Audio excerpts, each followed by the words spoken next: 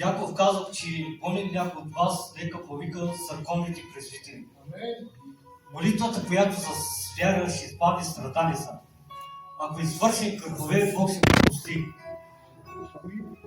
Имате право, мои братя и сестри, наставници, да се молите за този младеж. Ако лекарите вдигат си ръцете, имаме един Бог, който вижда всичко от небето, което Бог може да направи чудото в неговия живот. Отново моя брат мисля да доди тук това служение, да казва, че ама, Отче, който вижда всичко от небето, да се прославиш, той да бъде един свидетел, да прослави нашия Господ. Хайде, пастори, заповядай. Ти си ми замеси като капичуй, как не лезеш. Аз дам право на братя да молят бъдеш. Нека всички да се справим, защото това е една болна част. Ако лекарите кажат най-лошото, нашия Господ има най-добрата новина. Затова Божието Слово ни кани да се молим един за друг.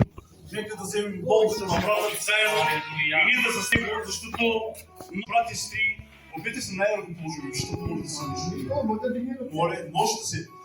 И докато мисълта ми взехте, какво беше се, забравих. Както и нека се молим.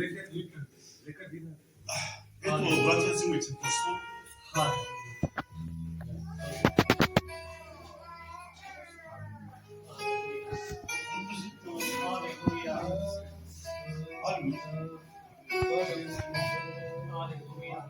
Татко наш,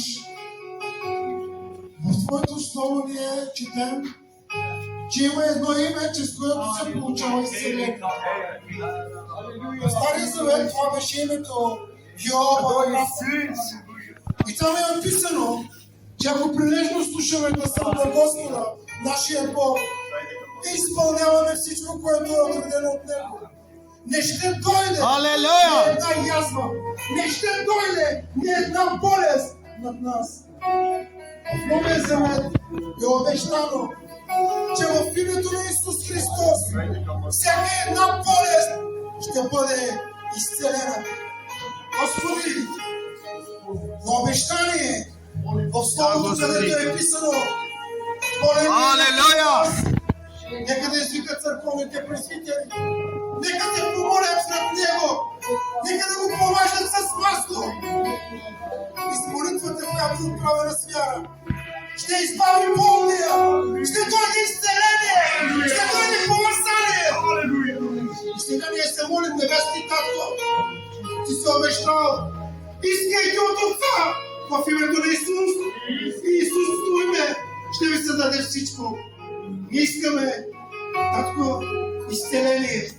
Ние искаме чудо тази вечер, небесни Баща. Изпрати Словото си. Изпрати Словото си, което дава изцеление. Да, Боже, в името на Исус. Което върши чудеса и знамение. Татко, ние вярваме, че когато се изпълнява Словото Ти и ние като пресвитери, избрани от Теб, полагаме ръка и повазваме с вяст, Господи. Вярваме, че Ти вършиш останалото. Вярваме, че в този момент Ти действаш, изцеляваш и премахваш този турмор, премахваш тази коварна болест. Да, Господи. Защото в името на Исус идва изцеление, Господи. В името на Исус, Татко мой, всяка една болест отстъпва и бъде премахната. Исус, те молим, Татко, Алелуя! И изповядаме с вяра, Да, че в този Господи, час небесен Баща. нашите ръце бяха Твоите ръце, нашата уста беше Твоята уста, защото ние се молихме не с нашите думи, а с Твоите думи. Алелуя! Където Ти си казал, аз съм Бог, който те изцелява. Да, Господи. Ние се помолихме и вярваме, че изцелението дойде от Теб. И брат ми Мишо, Господи, ще Те прослави и Ти ще бъдеш много песен в Неговото уста. Отче, благословите ми в Твоето свято и велико име.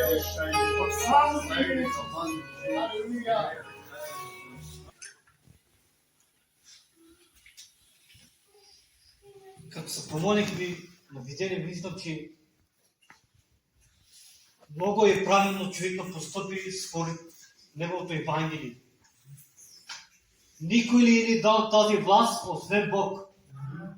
Това значи имат право помазалите да се молят за болния човек.